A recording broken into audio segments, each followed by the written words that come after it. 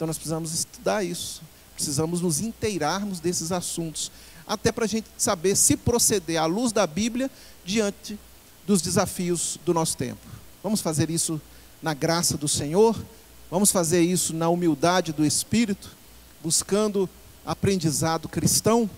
Então vamos orar e vamos pedir a Deus nesse momento. Queria pedir ao irmão presbítero Ricardo para orar, pedindo a Deus a bênção por esse momento. Pai, obrigado por estarmos na Tua casa nessa manhã para louvar e glorificar o Teu nome. Permaneça conosco, Senhor, que seja um tempo precioso e que a Tua palavra, ó Deus, venha de encontro à necessidade de cada um. Usa Teu servo, inspire-o e que ele possa, Deus, ser usado grandemente por Ti. É a nossa oração de gratidão por tudo, com perdão, no nome de Jesus. Amém. Então vamos ler a carta de Filemon. São quantos capítulos aí nessa carta? Ah, vocês estão atentos, né? Apenas um capítulo, então é rapidinho. Um capítulo com 25 versículos.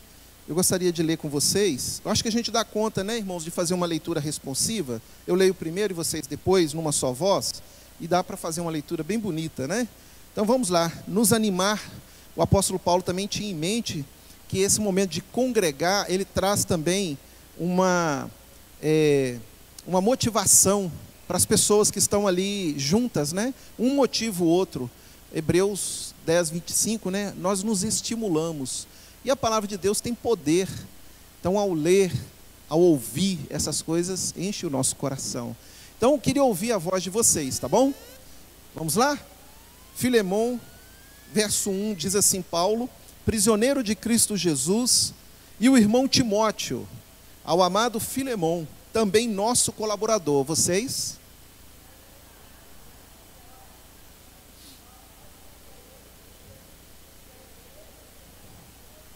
Graça e paz a vós outros, da parte de Deus nosso Pai e do Senhor Jesus Cristo.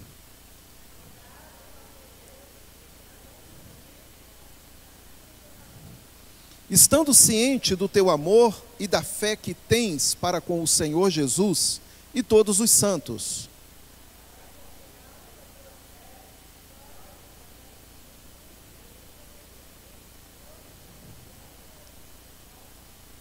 Pois, irmão, tive grande alegria e conforto no teu amor, porquanto o coração dos santos tem sido reanimado por teu intermédio. Verso 8, vamos lá de novo, verso 8, juntos? Pois bem.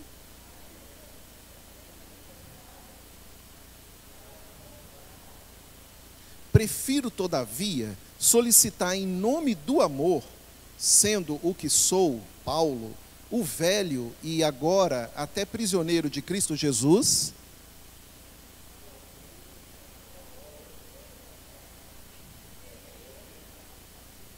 ele antes te foi inútil, atualmente, porém, é útil a ti e a mim.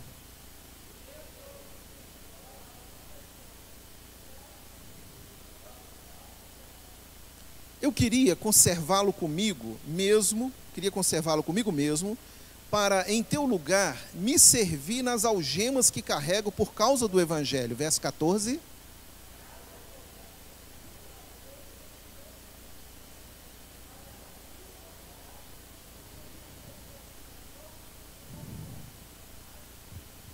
Pois acredito que ele veio a ser afastado de ti temporariamente, a fim de que o recebas para sempre.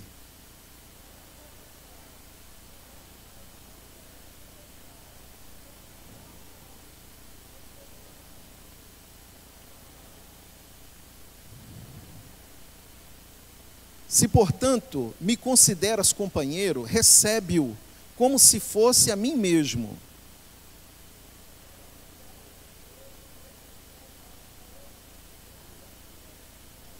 Eu, Paulo, de próprio punho, o escrevo. Eu pagarei, para não te alegar que também tu me deves até a ti mesmo.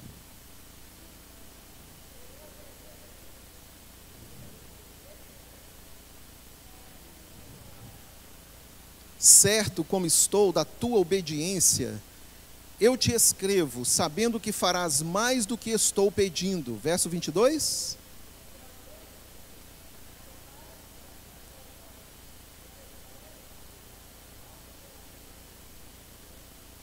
Saúdam-te Epáfras, prisioneiro comigo em Cristo Jesus. Verso 24.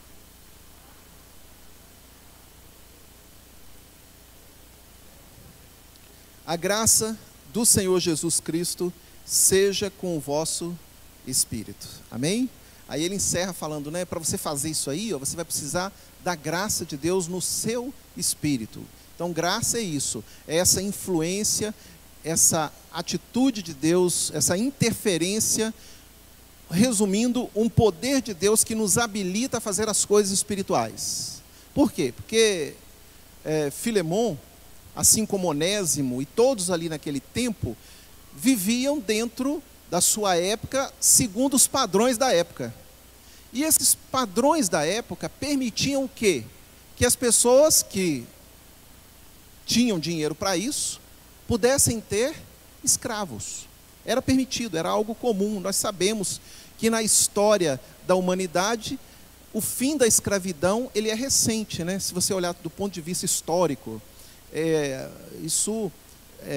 essa história aqui aconteceu no século I, ou seja, 2000 anos atrás, e nós temos o fim da escravidão na era moderna, não é? É que se começa a trabalhar essas coisas, ou seja, a partir do ano 1300 para cá, é que se começa a ter esses pensamentos nos países, né? Primeiro lá da Europa e depois vai chegando para cá. Então, olha há quanto tempo, né, que esse tema começa a ser debatido? Há quanto tempo atrás? Né? E a gente tem sempre aquela ideia de escravidão como sendo a nossa realidade brasileira. Mas a escravidão, ela existe, melhor dizendo, por vários motivos. Por exemplo, guerras. O Império Romano fazia guerras e tornava também os seus vencidos em escravos. E esses escravos, eles eram comercializados. Um grupo que fazia guerra com outro grupo podia pegar ali o grupo vencido também e vender. Então, essa realidade de escravidão, ela não era apenas a um grupo restrito ou uma nacionalidade restrita, ela era diversificada. Então, uma pessoa podia ser escrava, sendo ela negra, branca, de origem asiática ou não, enfim, eram outros contextos que estabelecia a escravidão. E quem é que podia ter esses escravos? Quem tinha dinheiro para comprar, né? E os escravos tinham que obedecer. E aqueles que eram fujões recebiam uma marca. Daí o apóstolo Paulo dizer que ele, vamos dizer assim, a marca dele era Cristo, né? Então ele está pegando ali um contexto da época.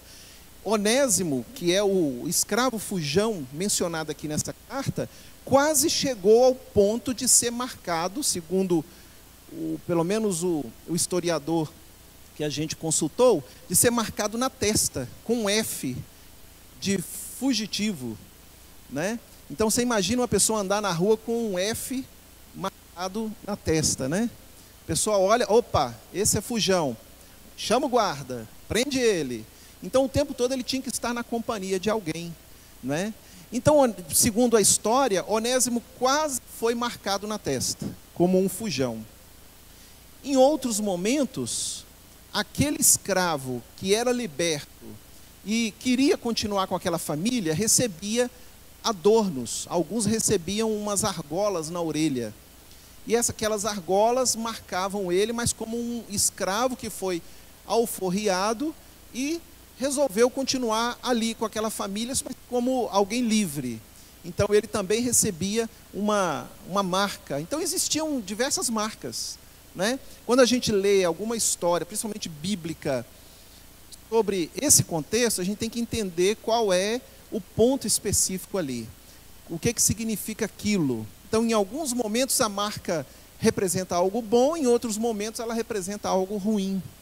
E no caso de Onésimo, ele corria o risco de receber uma marca ruim, de fugitivo, não é? Mas aí o que aconteceu? Onésimo também foi preso. Vocês sabem que o apóstolo Paulo está em Roma quando ele escreve essa carta, e Paulo está preso. Ele passou nesse período aqui 2 anos preso. Por quê? Porque ele era um pregador do evangelho. E quando ele pregava o evangelho, ele tocava em pontos que eram sensíveis da sua época. Então o acusaram de ser um disseminador de contendas, um subversivo ao governo. Então ele vai sendo julgado e ele vai recorrendo, e ele recorre à última instância, que é o governo de Roma. Segundo a tradição da época, as leis, ele nem precisava fazer isso. E conta-se que se ele ficasse ali na esfera do governo local da região de Jerusalém, Judeia, nem seria condenado, porque as provas contra ele não eram boas. Mas ele recorre ao Supremo, que é a Roma. E quando ele faz isso, ele acaba sendo julgado de uma forma pior, né? E há toda uma situação ali que o coloca na cadeia. E aí, como ele mesmo relatou aqui, ele já está idoso, ele já está velho, né? E ele está preso. Mas ele queria chegar ali. O apóstolo Paulo tinha uma visão de que se ele conseguisse chegar em Roma, as pessoas o ouviriam. E ele chega a Roma pelo caminho mais difícil, que é o caminho da cadeia, o caminho da prisão. Mas Deus, de uma maneira tão maravilhosa, intervém na história dele e o coloca numa prisão domiciliar. E diz a história que os guardas que eram destacados para tomar conta de Paulo iam recebendo o evangelho, iam ouvindo o evangelho. E um certo centurião, um comandante, né, de 100 soldados, se converte ao Senhor e passa a dar assistência e até mesmo proteger Paulo. E naquela viagem onde acontece o naufrágio, esse centurião ali, né, se torna testemunha ocular do poder de Deus. Eles são salvos, Paulo dá uma direção, diz o que eles têm que fazer, eles fazem, e aí Paulo fala, solta todos os escravos, porque eles queriam matar os escravos para que ninguém fugisse, né? Mata todos os escravos. E Paulo, não vai matar ninguém, solta eles. Vai chegar todo mundo aonde der, né? Não esperava que fossem chegar na ilha. E chegam na ilha todos salvos. E mesmo lá na ilha, uma cobra, uma víbora, pica Paulo. E era uma víbora venenosa. Todo mundo espera que Paulo vai morrer. Você já passou pela experiência das pessoas esperarem que você vai morrer? Já? Pois é, e as pessoas esperam que você vai morrer, e esperaram que Paulo ia morrer, mas aí Deus vai lá e põe a mão e cura aquele homem. E quando Paulo é curado, todos ficam admirados daquilo, e começam a indagar que Deus é esse. E aí se converte, e esse centurião então passa a acompanhar o apóstolo Paulo, e é ele que vai dar também boas referências de Paulo em Roma. Ele estava levando Paulo como prisioneiro para Roma, né? Então Paulo vai a Roma e lá ele acaba ficando preso numa prisão domiciliar. E são destacados guardas, né, para acompanhar aquilo. Então ele está vivendo todo esse contexto. Ele foi preso mais de uma vez, né, e num desses momentos, quem que aparece dentro da prisão? Junto com Paulo, né? Antes ele passa por momentos, né, no cárcere, ali dentro daquelas dependências terríveis de prisão. Você já entrou numa prisão? Quando você for ao Rio de Janeiro e você quiser conhecer alguns lugares, vá no Forte de Niterói, se não me engano, e vá conhecer a antiga prisão que tinha lá, da época, né, do descobrimento, né? Tem os canhões velhos virados para a Baía de Guanabara, né? E embaixo, na estrutura, ficam as celas, né? E aí existem vários tipos de celas. São buracos, né, na estrutura do muro, e aí tem os buracos, eles vão diminuindo.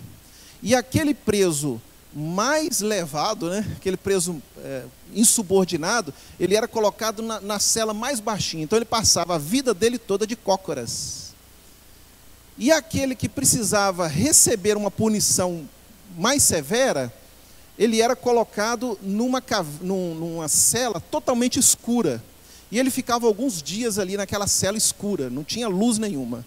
O guarda, quando chegava para trazer a comida, ele vinha também no escuro, colocava a comida ali e saía. E aí, quando eles queriam punir esse homem severamente, eles arrancavam ele daquela caverna escura, rapidamente para a luz do sol. Então, os olhos dele não suportavam isso, e ele ficava cego. Então, eram as estratégias para tratar com presos, né? E aí, à medida que você entra no forte, aí tem um soldado que vai contando toda a história, e você vai vivendo aquilo ali, né? Você vai vivendo aquilo ali, aquela situação. Eram assim os presos tratados, né? Dessa forma que eles eram tratados, né? Com muita rigidez, era muito duro, havia muito sofrimento, não é? E hoje existe um certo cuidado, uma atenção ao lado humano das pessoas, e cada dia mais tem se desenvolvido leis e cuidados com isso, não é? Bom, e Paulo, então, está num desses momentos preso, e ali chega Onésimo, nessa situação. Quem é esse homem? Esse homem é fujão. E aí, colocam ele junto de Paulo. E aí, você imagina alguém preso do lado de Paulo. Essa pessoa vai sofrer? Essa pessoa vai ser impactada. Essa pessoa vai ser tocada profundamente. A vida dessa pessoa vai mudar. E como aconteceu com Onésimo, antes ele achava que era preso, que era livre. Mas no momento que ele está na prisão com Paulo, é ali que ele sente a verdadeira liberdade. A salvação chega à sua vida. E Onésimo se converte ao Senhor, se converte a Jesus. E por Jesuscidência, como a turma fala, né? Não existe coincidência, mas existe uma Jesuscidência, referindo-se ao governo soberano de Deus, que todas as coisas sabe, que tudo coordena e comanda. Aquele fujão era propriedade de seu amigo Filemão, que morava na cidade de Colossos, né?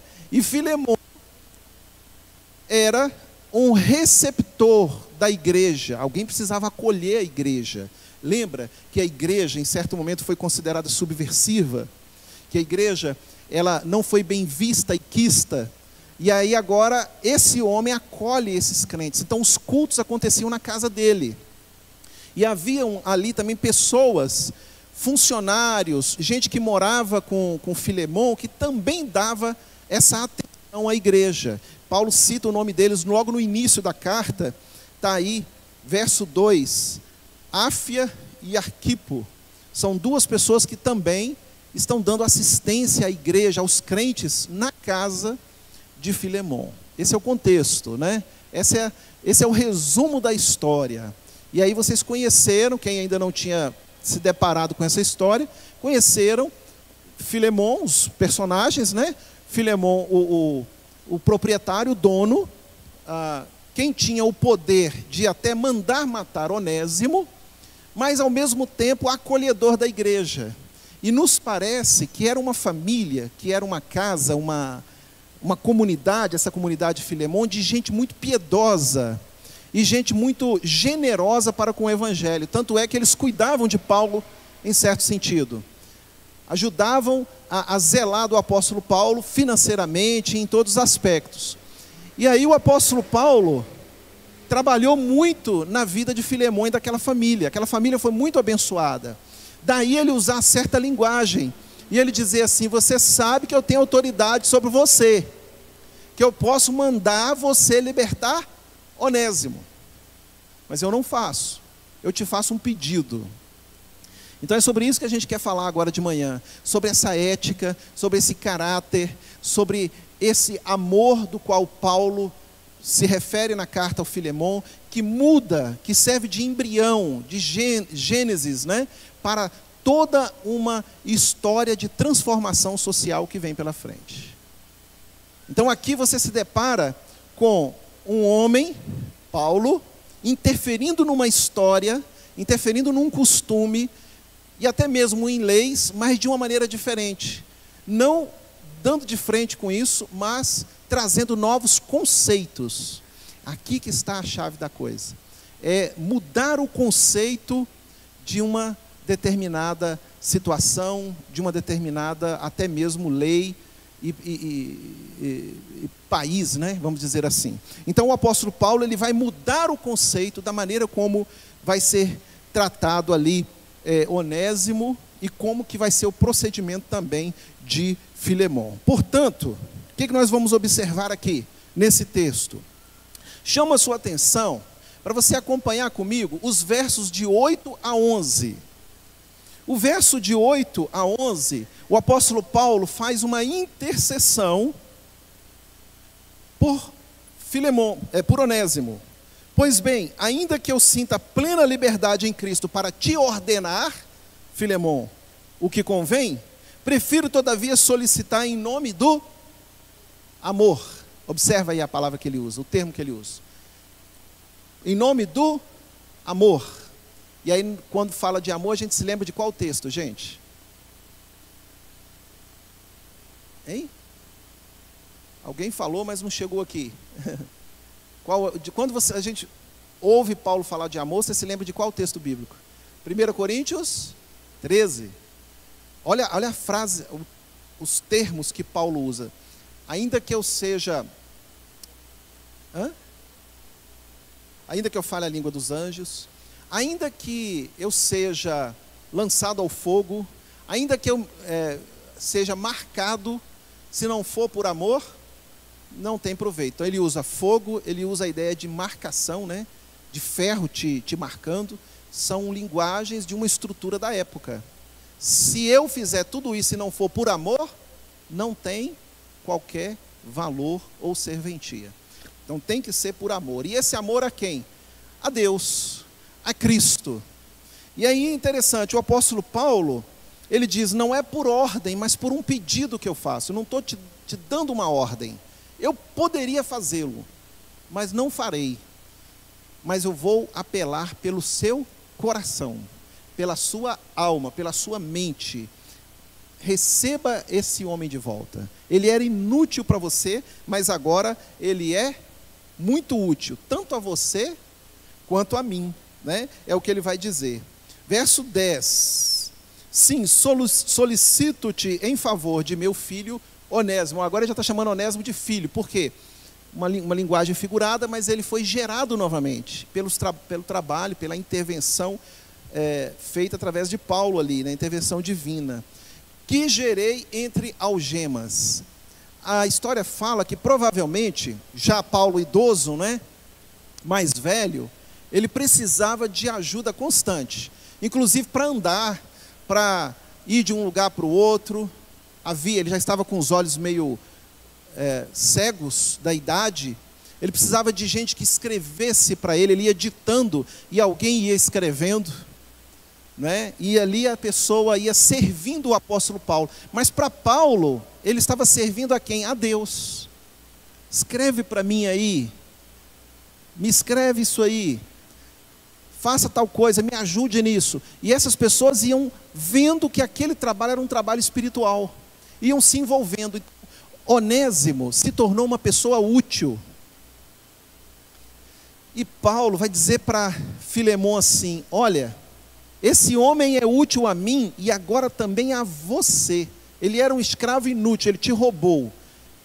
Talvez esse Onésimo tivesse até roubado dinheiro do patrão, Filemon, para fugir. Deu prejuízos a Filemon. E aí Paulo vai dizer, Filemon, a dívida dele agora é minha. Eu pago. Eu não acredito que Paulo estivesse dizendo isso como figura de linguagem, ou então sendo sarcástico ou irônico. Olha, Paulo, vou assumir essa dívida porque eu sei que você não vai me cobrar. Não acredito que Paulo pensava desse jeito. Ele fala, põe na minha conta mesmo. Põe. Deixa que eu assumo. Eu entendo até que Paulo está usando de uma espécie de recurso da época, não é? Eu pago a dívida de fulano, que era algo legal. Como hoje, né? Alguém assumir a dívida de outra pessoa, é possível isso? Inclusive legalmente, não é? É possível até alguém assumir a prisão de outra pessoa, você sabia disso? Não conheço ninguém que o tenha feito, mas é possível que alguém assuma a prisão de outro. Fulano vai ser preso, deixa que eu vou no lugar dele. Deixa que eu vou no lugar dele. Quem visita presídio, quem faz trabalho em presídio, vê o sofrimento da família, né? Se a mãe pudesse, ela ficaria no lugar do filho. Muitas mães, né? A dor, o sofrimento, né? Muitos pais ficariam no lugar do filho. É complicado. Mas Paulo está dizendo, eu assumo a dívida desse irmão. Ele agora é nosso irmão. Então, põe na minha conta, deixa que eu pago. Mas recebe ele de volta para sempre. E aí o apóstolo nos mostra o quê? Que no aspecto espiritual,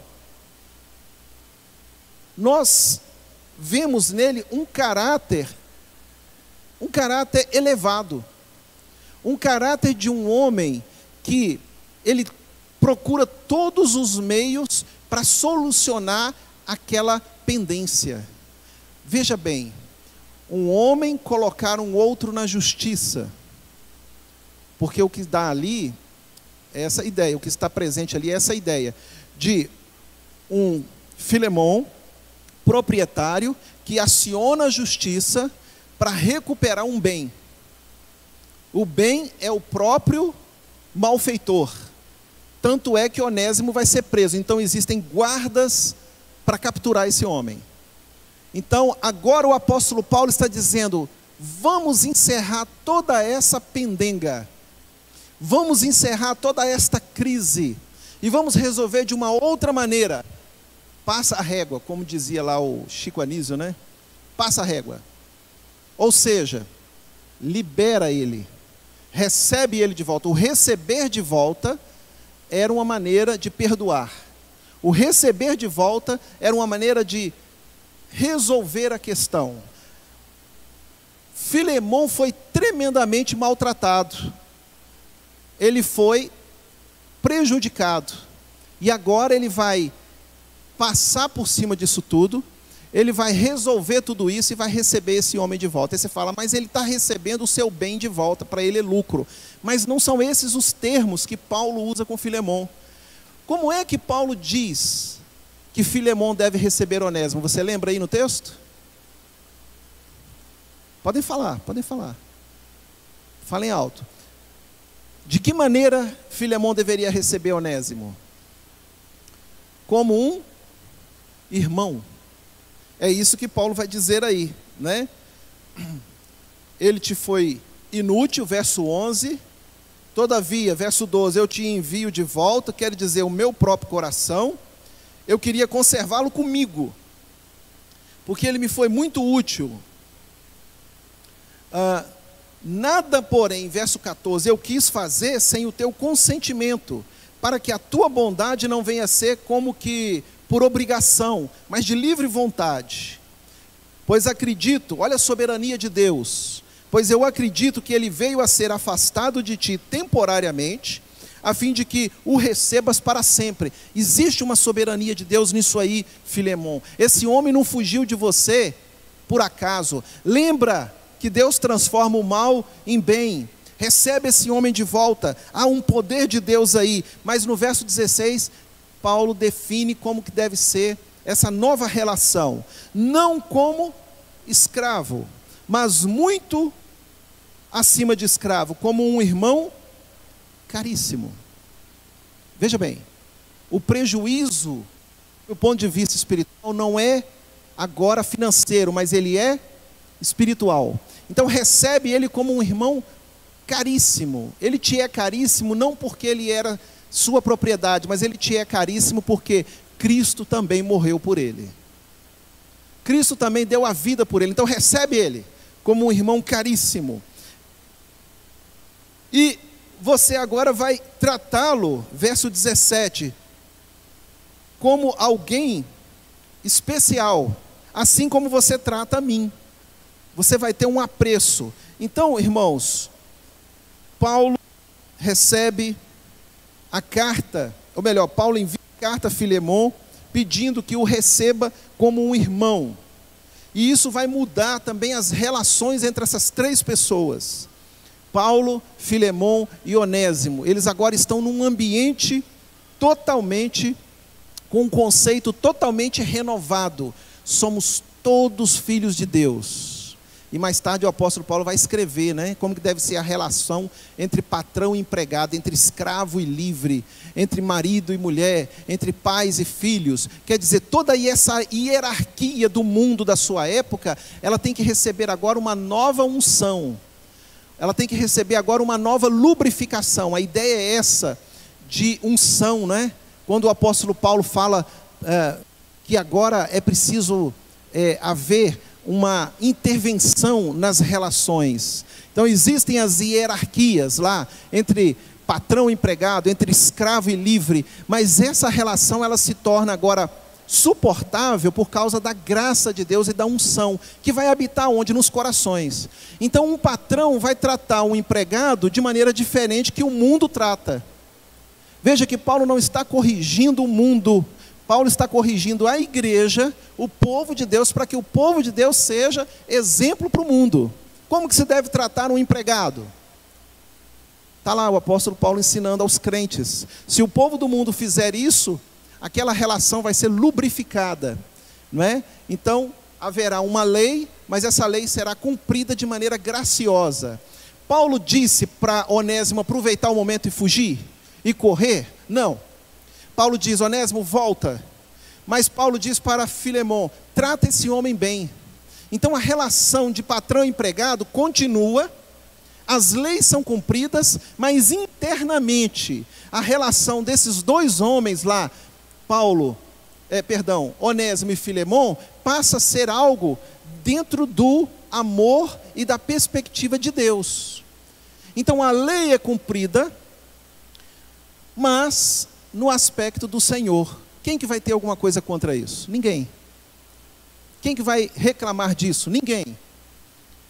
Alguém poderia dizer, não, esse escravo fugiu e agora não voltou para o seu dono, então agora cadeia nele, ou então vamos entregá-lo para um novo senhor.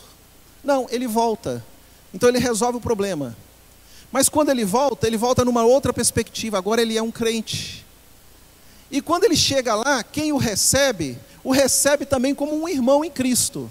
Então ele tem o irmão ali, tudo foi resolvido. Aí você diz, mas ele continuou escravo? O conceito muda completamente. E eu quero chamar a sua atenção para dois outros aspectos. Primeiro, todos pagam um preço para que o reino de Deus seja glorificado. Onésimo paga um preço que é voltar. Filemon paga um preço que é tratá-lo bem.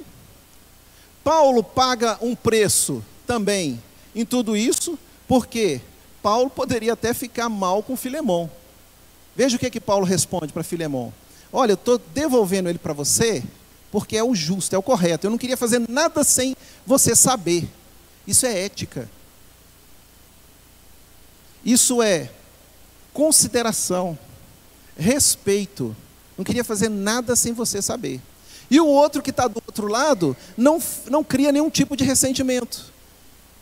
Pelo contrário, há um nível de maturidade em todo esse processo. E aquilo que é certo, continua sendo executado, realizado. Só que num panorama, numa perspectiva suportável, onde o amor passa a entrar nessas relações. Percebam aí a ação de Deus e a mudança que o Senhor faz nessa comunidade, nessa sociedade, nessa situação ali, e que serve de modelo para outras mais tarde. Deus agindo de maneira maravilhosa. E por último, quando Paulo assume, aliás, penúltimo, quando Paulo assume a dívida de Onésimo, o apóstolo Paulo também está evangelizando. Cristo assumiu sua dívida, Filemon. Você já perdoou alguma dívida? E eu te pergunto mais, você já perdoou alguma dívida, não tendo você condição de perdoar, mas mesmo assim você perdoou? Você precisando, você contando com aquilo, com aquela devolução, mas você perdoa, fala, essa pessoa não tem condição de pagar, eu perdoo. E perdoar não é ficar lembrando daquilo, não é? Cristo fez isso por nós.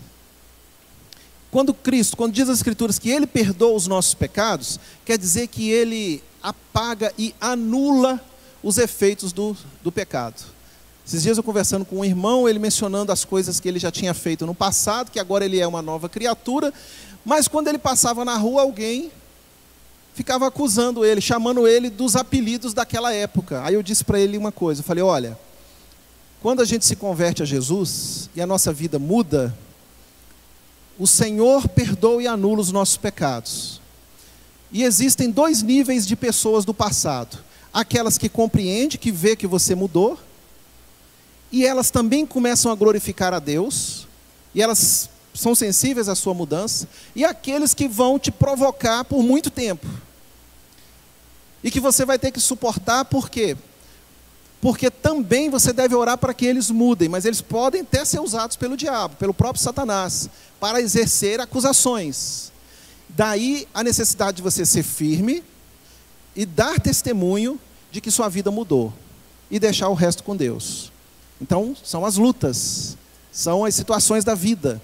E tudo isso, aqueles que conhecem a Jesus passarão, né? Passarão, principalmente os mais chegados, a família, demora um tempo para ver a sua transformação, a sua mudança. Então, eles vão questionar e vão acusar, né?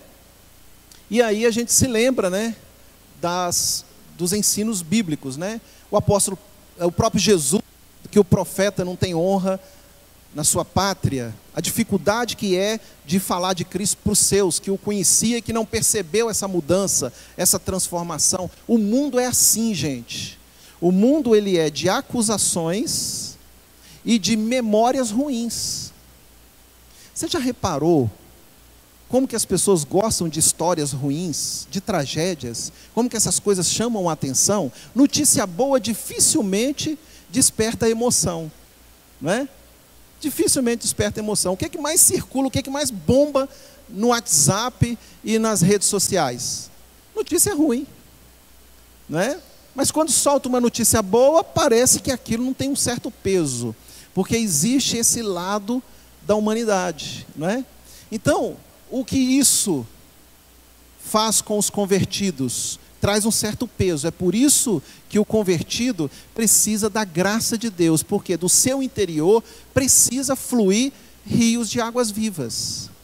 E é onde muitos que se convertem passam a jorrar esse rio de águas vivas, passam a viver uma nova vida, não é?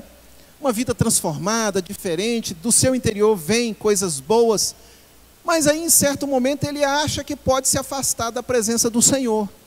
E é aí onde vem o perigo. Porque a natureza do homem, o seu estado natural, a sua vida comum, o seu dia a dia é de pecado, é de fracasso espiritual.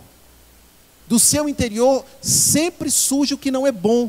Disputas, desobediências, maldades. Veja com Onésimo.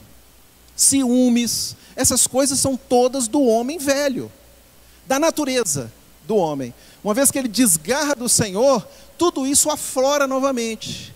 Por isso é que depois de todo o pedido que Paulo faz a Filemon, no último versículo, o que é que ele diz?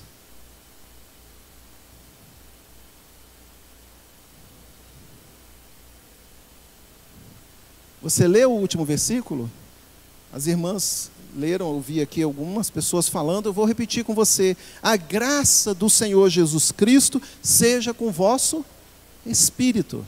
Você precisa da graça de Deus dentro do seu espírito para você se manter no bom caminho, para você se manter na boa disposição. Ele pede para Filemon, obedeça, seja obediente. Ser obediente, para isso acontecer, precisa haver uma disposição interna, espiritual. E só ouvir a palavra, só estar em contato com o Senhor, é só estando na oração, na vida espiritual constante, que você consegue exercer essas coisas. Ainda mais numa sociedade de desigualdades e de injustiças. Eu ouvi uma frase no ano passado que me marcou. É o diretor do seminário de Goiânia, numa reunião, ele mencionando: conversando sobre vários assuntos, e aí em um certo momento foi mencionado, né, a questão espiritual dos seminaristas. E aí esse diretor falou assim: o líder precisa aprender a conviver com as desigualdades e injustiças. Ou seja, responder às desigualdades, às injustiças de maneira bíblica. Porque senão ele não aguenta. Todos nós aqui temos essa visão de mundo. Todos nós aqui acompanhamos as mudanças sociais e etc, etc. Mas nós precisamos agir com tudo isso num panorama e num ponto de vista espiritual. Essa é a proposta bíblica. Mas é por isso que os não convertidos não conseguem exercer isso. Porque tem que vir de dentro para fora. E aí, uma coisa que me ocorreu aqui agora, de uma leitura de um livro, se não me engano, do pastor Sproul, já falecido. E aí ele vai dizer que muitas das vezes, aquele que não é convertido, ele é atraído pela vida religiosa, a vida cristã, e ele se empolga, mas depois ele não permanece, porque ele quer os benefícios da vida religiosa, mas não quer pagar o preço. E esse pagar o preço, às vezes exige muito da gente, mas a recompensa é muito maior. Veja você, tente entrar no contexto desses 3 homens, Paulo, Filemão e Onésimo, como que essas pessoas foram abençoadas com paz em seus corações. Com paz. Suas vidas mudaram. Se eles fossem agir pela ordem natural, poderia haver morte. Talvez a morte de Onésimo. Talvez a briga entre Paulo e Filemão, a quebra de uma amizade de anos, a quebra de uma parceria pelas coisas espirituais, porque o homem natural iria se irritar com tudo isso. Mas Paulo apela para o amor de Cristo, que ele aprendeu.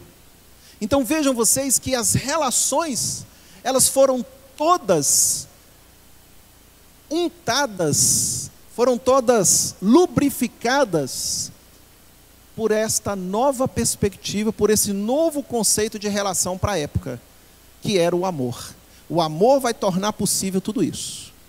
O amor é a convivência, né, entre pessoas, não agindo pela força, pela violência e pela lei, mas agindo acima de tudo pela vontade do Espírito Santo, pela vontade de Cristo, pelos ensinamentos de Cristo. Essa é a sociedade perfeita. E aí qualquer regime, qualquer governo, qualquer situação que possa existir, estando ali um pensamento cristão, fica tudo bom. Porque a verdadeira justiça é estabelecida, porque ela vem de dentro para fora com a boa vontade, não é? A boa vontade, com aquela perspectiva de eu querer ver o bem acontecer. Qual é o bem para isso? Então estas coisas, esse espírito, essa graça, torna tudo isso possível. Por isso que nós dependemos de Cristo para viver. Por isso que nós dependemos do Espírito Santo para viver. Você quer viver num mundo melhor? Você quer ser uma pessoa melhor? Você quer que a sua casa, a sua família seja uma família melhor? É Cristo que tem que direcionar. Como que isso vai acontecer? Mudando a sua mente. Mudando a sua mente. Falava sexta-feira na reunião de oração de manhã, né? Cedinho. Falava, a gente vai ficando velho e nós vamos ficando exigentes. As pessoas mais velhas vão ficando mais exigentes. Deveria ser o contrário. As pessoas mais velhas e mais vividas, elas têm mais experiências e deveriam ser mais o quê? Temperantes e tolerantes, não é? Principalmente com os mais novos, até mesmo por quê? Porque estão numa fase de aprendizado. E isso é possível quando eu resolvo fazer isso, por amor a Cristo, porque Cristo fez isso. E aí vem o resultado depois, só que o resultado, ele não está no meu controle, nas minhas mãos. O resultado vem por uma consequência de tudo isso. É como se você fizesse algo, falasse, eu vou fazer certo, vou pagar o preço, não sei o que vai acontecer, mas está nas mãos de Deus. Que é o que Paulo fala para ele: olha, ele te foi retirado provisoriamente para que você o receba para sempre. Deus permitiu que esse mal acontecesse, Filemon, para que você visse a grandeza do poder, da graça de Deus. Você vai ver uma coisa totalmente diferente na sua casa. Filemon era um líder da casa do Senhor, ele recebia os irmãos ali para um grupo de comunhão. Não podia ter templos, era proibido. Então Filemon fazia essa obra espiritual. Agora, Filemon, você vai ser participante de um poder sobrenatural. Você agora vai ver. É como disse Jó, né? Antes eu te conhecia de ouvir falar. Agora os meus olhos te viram. E te viram como? Na minha dor, no meu sofrimento, né? Então, é preciso passar por uma certa situação constrangedora, de dificuldade, de aperto, para que eu perceba, para que eu experimente essa graça do Senhor. E é interessante, irmãos, que isso faz parte da experiência cristã. E ela só vem no momento em que Deus quer que ela venha. E aí nos lembramos lá do texto de 1 Coríntios, né? Se não me engano, 10, 13, alguma coisa assim, né? De que a tribulação não virá sobre vós além das vossas forças. O que isso quer dizer? Virá a tribulação. Mas Deus permite ela numa certa dosagem, na intenção de te aperfeiçoar e melhorar você, para que você veja coisas que você ainda não viu. Que você ainda não viu. Então, um público aqui como o nosso, né? Uma igreja aqui como a nossa, até uma igreja menor, onde estiverem até mais ou menos ali 2 pessoas, cada um tem uma vida diferente.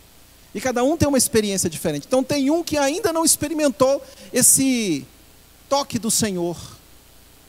Onde ele, puxa, eu pensei que eu estava no controle da minha vida, mas eu descobri que existe um soberano sobre mim. E é ele que conduz, né? E talvez aquele outro que ainda não passou por certas experiências e pensa que pode controlar tudo, que pode fazer as coisas funcionarem. Mas é essa experiência, é essa ação, esse toque do Senhor, essa soberania de Deus que muda a coisa. Então é isso que vai acontecer. E por último, veja o que Paulo diz no verso 20, quando ele diz: sim, irmão, que eu receba de ti no Senhor este benefício, reanima-me o coração em Cristo. O pedido de um amigo, o pedido de uma pessoa conhecida, alguém que fala: me traz um ânimo, recebe Onésimo. Quantas vezes nós somos também confrontados em algum erro, e um amigo chega para nós, reconsidera isso, mas a gente, não. E a gente se mostra ali forte, eu sou forte, e na verdade não. A gente não está enxergando o que está por trás, o que está acontecendo ali, né? Mas eu quero impor a minha vontade, eu quero impor o que eu conheço, eu quero impor a minha visão, e é quando eu lá na frente me arrependo. A gente vai ver isso nos casamentos.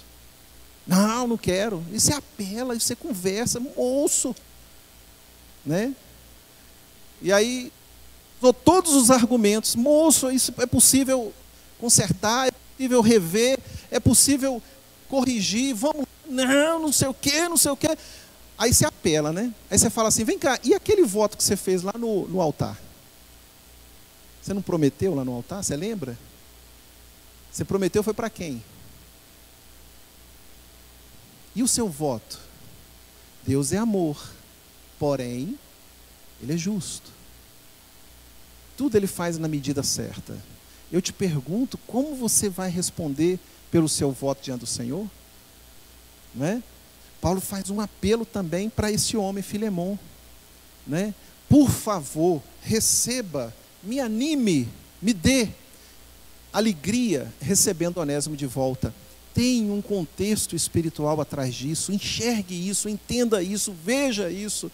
Não se deixe levar pela própria ignorância pessoal, pela dureza de coração, absolutamente. Não faça assim.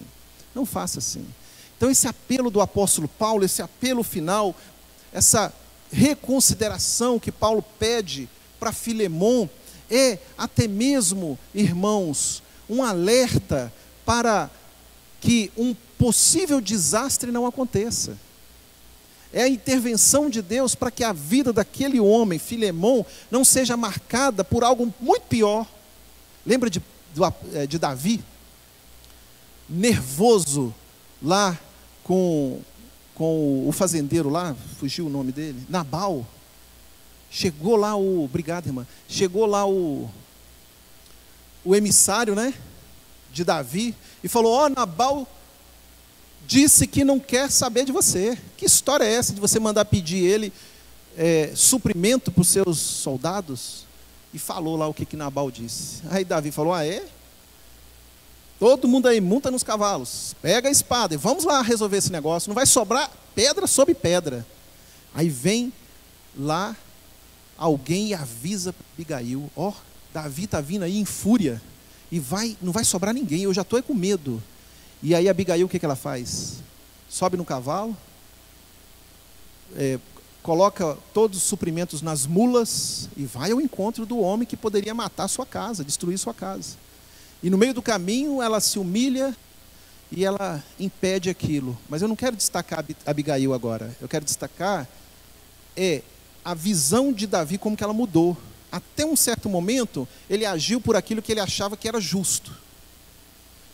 Assim como nós, que pagamos os impostos e temos um exército para garantir uma certa segurança nacional. É justo? Então Davi também fazia esse trabalho e agora ele vai cobrar. Mas Abigail entra no meio, intervém aquilo, e aí a mente de Davi cai em si. E aí mais tarde o que ele vai dizer?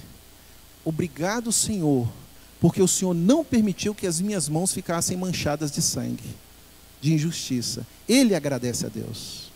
Sabe, tem coisas que a gente não enxerga e a gente só vai ver depois que aparece uma intervenção de Deus na nossa vida e freia aquilo. Aí você vê o milagre do Senhor. É por isso que a gente não pode insistir, né, no pecado e no erro. Ser teimoso, né? Porque ser teimoso traz prejuízos mais tarde. Então, o que aconteceu com Davi, o que acontece com todos nós, também está, de certa forma, refletido aqui nesse pedido de Paulo para Filemon. Moço, eu estou te pedindo. A ele, como que o pessoal de Januária fala? Moço, é assim, né? O jargão lá de Januária, né? Moço, não faça isso. E aí a história conta que assim aconteceu. Onésimo volta numa perfeita tranquilidade, e é possível que ele seja, esse Onésimo, o escravo, se torne o então chamado de bispo o bispo Onésimo. Esse homem tem uma experiência tão impactante com Deus que ele se torna um dos grandes líderes de sua época, porque ele vai abençoar muitas regiões. E o bispo, fora desse contexto, dessa mente que nós temos, né, moderna, de um cargo eclesiástico, e que muitos colocam lá o chapeuzinho na cabeça, ou a toga, enfim, nada disso. Mas alguém que percorria lugares e lugares falando a respeito do Senhor, e passa a ser visto como uma liderança espiritual. E aí até mesmo atrai discípulos para o Senhor Jesus. Então esse bispo Onésimo talvez seja esse que recebeu esse perdão. Então, quem é muito perdoado, muito perdoa. Quem nada perdoa é porque não tem noção de como foi perdoado. Essa é a realidade, essa é a verdade. Meus irmãos, depois de todo esse panorama, como é que a gente vê tudo isso? Nós estamos diante aqui de um texto que fala sobre uma questão social muito importante, que é a questão da escravidão. A escravidão. Nós estamos o povo de Deus sabendo lidar com a escravidão da sua época, com a questão social da sua época. E a gente percebe aqui no apóstolo Paulo que a receita para lidar com injustiças sociais, ela vem, em primeiro lugar, de um código de ética cristão. Porque as éticas por aí são as mais variadas. Mas no momento que você se torna cristão, você passa a então, você assume, você chama para você essa ética cristã. Você quer colocar isso em prática. Então o apóstolo Paulo trabalha com ética. Não é? Você vê que ele, eu não quero que você fique por fora do assunto, Filemão, vou te colocar à parte. Vou te colocar inteirado, não vou te deixar à parte dessa situação. A situação é essa, essa, essa. Não é? Eu até queria ficar para mim, mas é teu. Então eu não posso ficar para mim. Olha a ética aí. Foi dado a você, eu não posso tomar de você. E nem vou fazer sua cama. Nem vou te derrubar de onde você está. Então essa ética é que abençoa o obediente. Veja só, a bênção ela recai espiritualmente sobre aqueles que confiam. Muito se tem ouvido falar, confia, confia, confia, mas parece que a mente moderna do cristão tem sido levado a pensar em confiar só no momento da dor. E não é só no momento da dor. É preciso confiar no momento também quando eu não concordo. Então a confiança também tem esse aspecto. E muitas das vezes eu posso ter que sofrer um pouco do dano. Por obediência e amor. Paulo estava preso. Olha o dano que ele recebeu. Por amor ao Evangelho. Eu e você também somos chamados a pagar algum preço na nossa vida cristã. Não dá para vivermos numa redoma, numa bolha. Como se nada nos fosse atingir ou como se não fôssemos receber nenhum prejuízo. Nós vamos ter prejuízos também. Mas eu preciso ver em Deus aquele que está no controle e no governo de todas as coisas. Deus não é democrático, Deus é soberano. Já parou para pensar nisso? Que Deus não faz o que a gente quer, mas Ele faz o que Ele quer. Nas Escrituras, os momentos em que as pessoas fizeram o que elas queriam, foram os momentos de maior problema para a vida delas. Lembra da capa de Acã? O cidadão queria aquela capa. E ele foi lá, era para ter queimado, era para ter jogado fora o ouro, não era para trazer despojos de guerra daquela batalha, não era, Deus não quis. Mas houve alguém que trouxe e escondeu debaixo da tenda. E Deus viu. E Deus permitiu que aquele povo ali começasse a perder a batalha, por causa da ganância de um homem. Todo o acampamento foi comprometido por causa da ganância de um homem, de uma única capa, de um único despojo. Aliás, não único, né? Foram para outros também, mas partindo de uma mesma pessoa. E aqueles objetos foram escondidos ali. Deus não queria. Deus é soberano. A vontade do homem precisa estar subjugada à vontade do Senhor. Por isso nós cantamos, nosso Deus é soberano. A gente crê num Deus que está acima, não só para derramar as bênçãos e as providências, mas também para governar, para fazer a coisa da forma dele.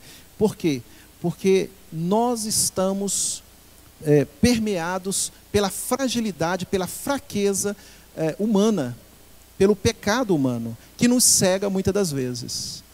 Quantos de nós aqui podemos dizer que já erramos? Erramos em certas situações, e depois a gente viu isso. Deus vê o que é certo o tempo todo, é ou não é? Então, que eu vou tratar as injustiças, como é que eu vou tratar até as aparentes injustiças? Porque às vezes pode não ser. Como que eu vou tratar as questões sociais e assim por diante? Primeiramente, eu preciso ter ética assim como Paulo. Ter ética. Segundo, eu preciso ter amor e agir de acordo com esse amor que a Bíblia está ensinando. E o amor não é o amor a mim, mas é o amor que vem do Senhor. Por exemplo, a questão do perdão faz parte do amor. Perdoar é amar. Mas não perdoar é também deixar de amar. Então, como eu posso dizer que eu amo se eu não perdoo? Não é? Então, esse critério, ele é um critério espiritual. Ele vem do Senhor. Por isso você precisa da graça de Deus para você fazer. E se você não tem a graça de Deus que te ajude a fazer isso, você não é um salvo. Então, quem é salvo, quem crê em Cristo, quem é do Senhor, quem ama o Senhor, perdoa. Por quê? Porque ele é constantemente assistido em graça. Não tem como separar as duas coisas. Não tem. Então, é preciso haver amor. E o amor tem todas essas características. Se a gente consegue sair das nossas emoções e partir para algo que está acima delas, a gente vence. O que acontece é que muitas das vezes a gente é envolvido em sentimentos. E mais do que nunca, nos últimos tempos, os sentimentos têm sido aflorados por uma série de questões. Daí, a Bíblia dizer que nós temos que tomar cuidado com a sensualidade. Você sabe o que é sensualidade? Esta palavra tem ganhado um novo conceito nos últimos tempos, né? Sensualidade é alguém que se veste mal, que deixa o corpo desnudo. Não é só isso. Sensualidade é qualquer informação que eu receba através dos sentidos, do paladar, da visão, do ouvido e do tato. Qualquer coisa praticada com esses sentidos é sensualidade, né? Então, o Senhor adverte, cuidado com a sensualidade. Jesus fala isso, né? Não se entregue à sensualidade, ou seja, não se entregue à usura, não se entregue aos sentimentos, à raiva, ao ódio, tudo que está envolvido na sensualidade ou nos sentidos, nesse sentido de pecado, é prejudicial. Então, precisamos tomar cuidado, não é? As questões da sensualidade. Tiago vai falar, por exemplo, de um sentido que é terrível, que é a língua. Falar mal, se juntar para falar do outro. Não é? Tiago vai dizer, a língua é como um leme de um navio, tão pequenininho e acaba mudando o curso. Não é? Quantos e quantos criam problemas numa família inteira por causa de uma coisa que ele disse. Mãe falou tal coisa de você. Às vezes a mãe está idosa, velhinha, né? Já mistura tudo na cabeça, aí fala uma coisa de um filho para o outro, pronto, vira aquela bagunça na família, aquela confusão, e os grupos do WhatsApp, bomba. E aí, daqui a pouco, racha. Essa semana, no meu bairro, racharam o grupo. Arrumaram uma confusão, eu não acompanho muitos grupos não, né? De vez em quando eu sento e passo uma olhada geral, assim, para ver se tem alguma coisa interessante. Aí, de repente, eu percebi que tinha uma briga, eu tive que voltar lá para entender o que estava acontecendo no grupo do bairro. E daqui a pouco, fizemos um outro grupo agora e esse grupo é mais justo. Aí migrou todo mundo. Aí ficou a metade dos moradores num grupo e a outra metade no outro. E eu fiquei perdido no meio. O que aconteceu? Eu tive que ir lá e buscar. Rachar o grupo. Aí quem ficou nos dois grupos recebe mensagem duplicada. Aí tem lá o pessoal que tem um comércio. E aí eles postam num grupo. Aí tem um pão fresquinho num grupo. Aí você vai no outro, está lá o pão do mesmo jeito. Ou sofrimento para aquele outro que tem que vender o pão, né? Agora tem que postar em 2 grupos. Por que rachar o grupo? Por causa de uma briga. Uma coisa boba. Porque não queriam deixar a mulher vender o pão. Aí racharam o grupo. Essa é a natureza humana.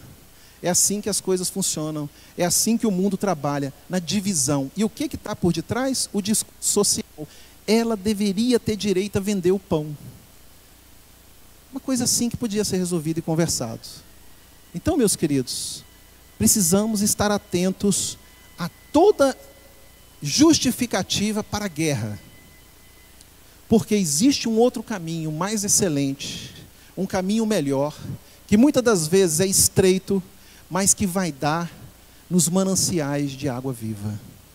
Que vai dar nos frutos bonitos que você encontra no final do caminho. Vale a pena trilhar, porque a paz é o melhor caminho para a gente encontrar a felicidade que o Senhor tem para nós. Mas é a paz de Cristo, a paz do Senhor.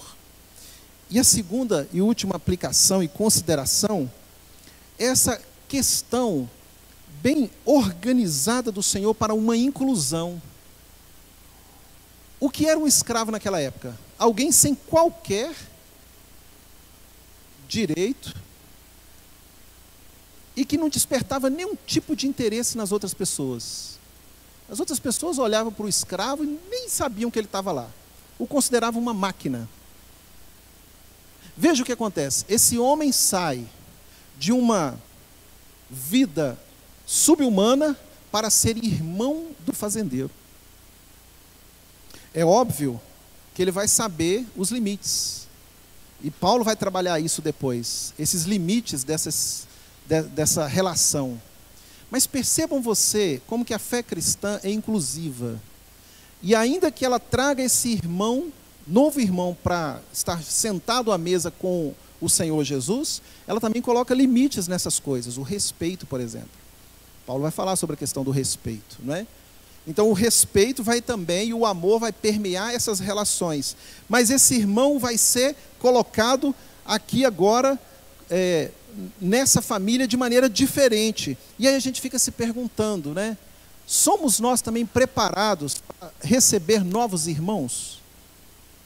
Você já parou para pensar em todo o critério, em toda a situação que uma pessoa passa para se acomodar àquela nova realidade? Pensa você em uma pessoa que não tem os mesmos costumes que os nossos, aqui como crente, como membros da Igreja da Paz, e que chega aqui e vem fazer parte dessa comunidade. Como é que a gente trata essa pessoa? Como que a gente lida? De duas formas. Ou eu lido na minha perspectiva carnal. Ah, esse fulano aí, eu olho para essa pessoa numa perspectiva mundana, e até do meu egoísmo, aqui tu não pisa, aqui tu não entra. Não, você pode ficar aí, vai ficando aí de molho. Vai ficando aí. Ou então eu passo a tratar essa pessoa numa outra perspectiva. Vem cá, vamos sentar e conversar, que eu tenho uma coisa que aconteceu comigo que eu quero passar para você. Então, nessa perspectiva, a gente precisa estar debaixo da graça, revestidos da graça do Senhor, para acolher, para ensinar e para abençoar. E para fazer com que esse seja recebido, não é? Porque todos nós passamos pelo perdão, todos nós passamos pela mudança, pela transformação. Foi sofrida e foi doída, mas nós chegamos aqui. E outros estão vindo, e outros estão chegando. A fé cristã é altamente inclusiva, só que ela faz tudo isso na perspectiva do soberano Deus, do amor, da ética, do respeito, da consideração, da humildade, que são todos critérios e características que o mundo só aplica quando há interesse pessoal. Mas quando é na perspectiva cristã e bíblica, ela tem que ser aplicada na sua totalidade e pensando em alguém que está acima de nós, o soberano Deus. E aí as coisas acontecem. Então, meus irmãos, o nosso exercício é aplicar todo esse caráter do apóstolo Paulo no nosso dia a dia. Com o marido, com a esposa, com os filhos e com os pais. Com aqueles com quem nós convivemos, trabalhamos e servimos. Nós precisamos lembrar de que só aplicando esses princípios é que nós estaremos agradando ao bom pastor. Amém? Alguém tem alguma coisa a perguntar, a dizer? Pode ficar à vontade. Uma dúvida? Pois não.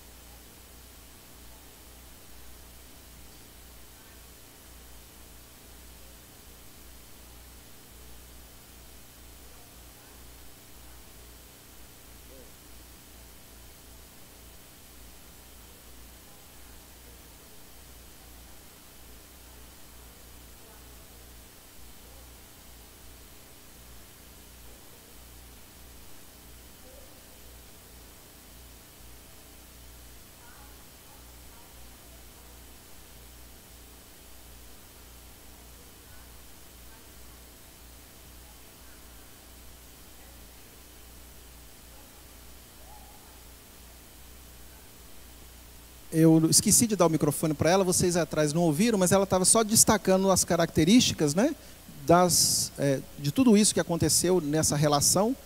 Por exemplo, Onésimo, que também teve que praticar humildade para voltar, né? Talvez ele recebeu até maus tratos, como a irmã levantou muito bem, mas ele vai agir em obediência também, e só teve bênção para todo mundo, né? Então vale a pena, vale a pena. Irmãos, o nosso segundo sinal não bateu, mas nós vamos encerrar, vamos ficar em pé, e vamos orar e agradecer a Deus por esse momento aqui. Espero que esta reflexão do texto de Filemon possa ter também despertado em você aí alguma necessidade que você possa trabalhar. Obrigado, Senhor, por Tua bondade em nossas vidas. Agradecemos, Pai, pela Tua intervenção constante.